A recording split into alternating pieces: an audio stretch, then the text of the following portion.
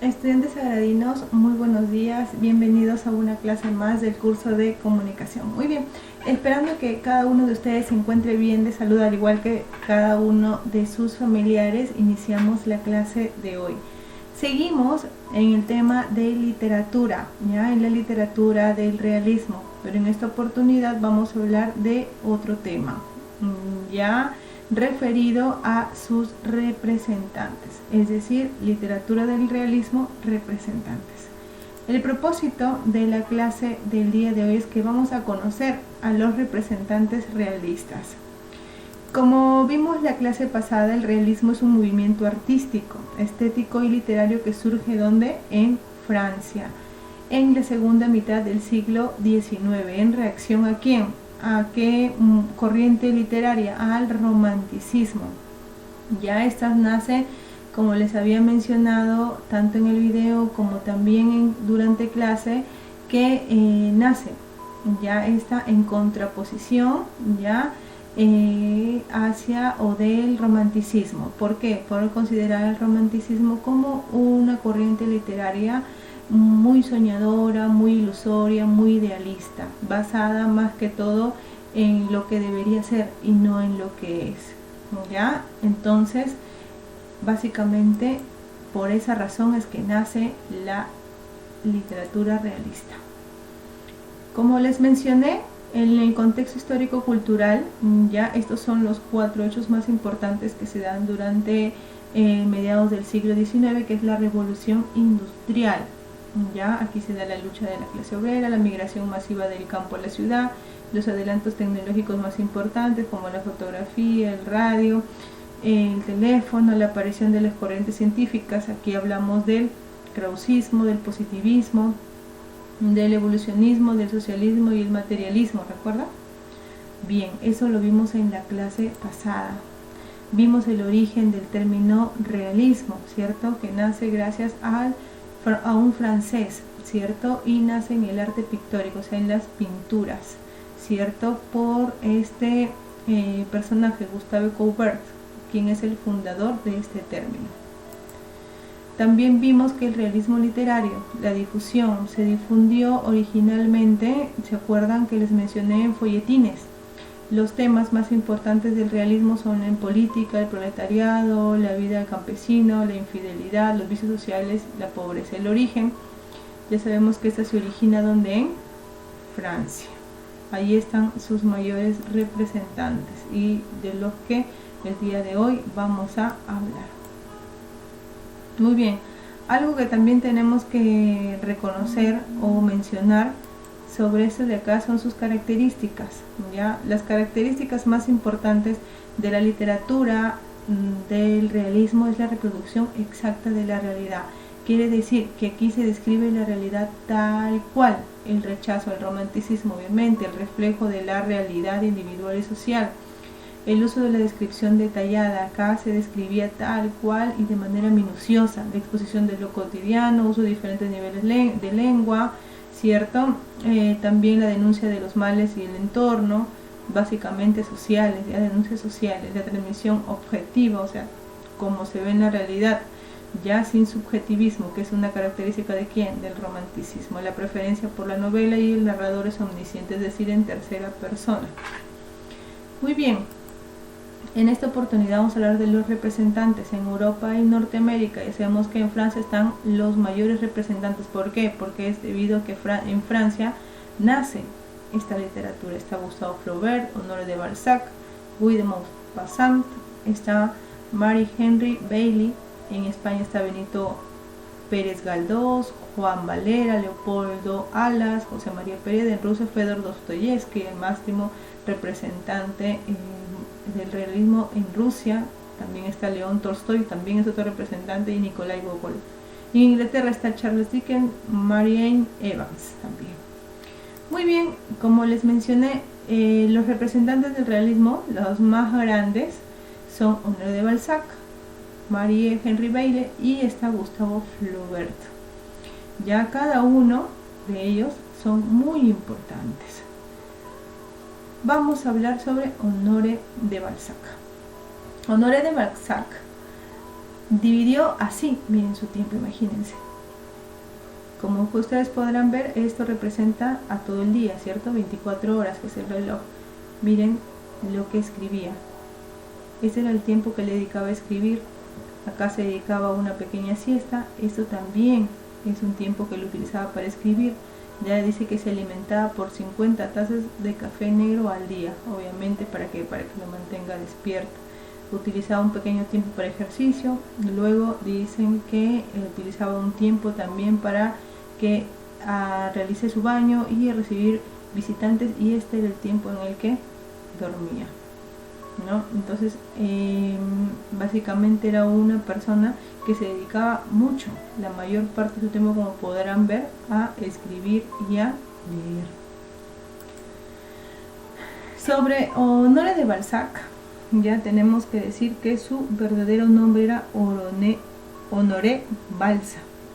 Ya es un francés, un escritor francés, y es muy conocido, ya, o se le refiere a él también como el Napoleón de las letras, ya. Nace en Tours el 20 de mayo de 1799, ya. Se cuenta o se dice que su infancia fue dura debido al desamor de sus propios padres. Estudia leyes, este es un abogado, ya, en París. Sin embargo, decide dedicarse a escribir. Luego comenzaría una prolífica producción de novelas y relatos. Tuvo varias relaciones amorosas, y entre ellas con Madame Berny, ya. Algo que podríamos resaltar también sobre Honoré de Balzac es que a los 8 años su madre lo envió a un internado. Sus padres fueron, acá están los nombres de sus padres, Bernard y Belsa. En 1814 Honoré abandona el internado, y cuando nació Honoré de Balzac dice que fue confiado a una nodriza.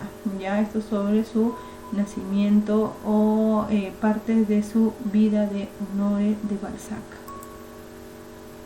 Aquí hablan ya sobre que él vivió bastante, se podría decir, ajustado con el dinero, ya, pese a que venía de una familia de un estatus medio, ya, pese a ello pasó por muchas dificultades económicas, ya. Dicen que emprende una empresa, ¿no? Que trataba sobre una imprenta, la cual se fue a la quiebra, pierde su dinero, se recupera y así pues, ¿no? Bueno, al final logra salir adelante, menos mal. Sobre sus obras, ya acá tenemos una frase, ya, sobre Honoré de Balzac, que dice: a veces hablamos mucho y decimos poco. Para expresar más conviene pensar más. La importancia del pensar, ¿no? Antes de hablar. Es lo que nosotros conocemos ahora. Piensa antes de hablar. Muy bien, sobre sus obras ya tenemos las más importantes, que son La piel de Zapa, ya, que es de Balzac. También tenemos a La Primavera, tenemos La comedia humana. La comedia humana, ya, este es un libro en el que él intenta recopilar todas sus obras, ya, todas sus obras, pero obviamente esta obra queda inconclusa porque él muere ya antes de culminarla. También podemos decir que estas son todas estas de acá son sus obras, ya. Como podrán ver, fue un escritor bastante exquisito y obviamente produjo bastante literatura. Bien, ahora vamos a pasar a otro escritor. Él es Stendhal, ya, es un seudónimo literario, pero su verdadero nombre ya saben que es Mary Henry Bailey, ya, es este de acá, Mary Henry Bailey. También es un francés, ya, el que tiene dos obras más representativas, ya, La Cartuja de Parna y Rojo y Negro. Esta es su máxima, ya, esta es la máxima obra de Stendhal. Este personaje pertenece a una familia burguesa, es decir, él nace económicamente acomodado. Nace en Grenoble, en Francia, ya, el 23 de enero, y queda huérfano de madre a temprana edad. Se dice que gracias a un pariente, ya, él consigue trabajo en el Ministerio de Guerra, y más tarde participa en las campañas napoleónicas. Luego de esta experiencia se dedicó a la vida social. Utilizó diferentes seudónimos para firmar sus escritos, pero el más conocido fue Stendhal. Ya, este es un seudónimo.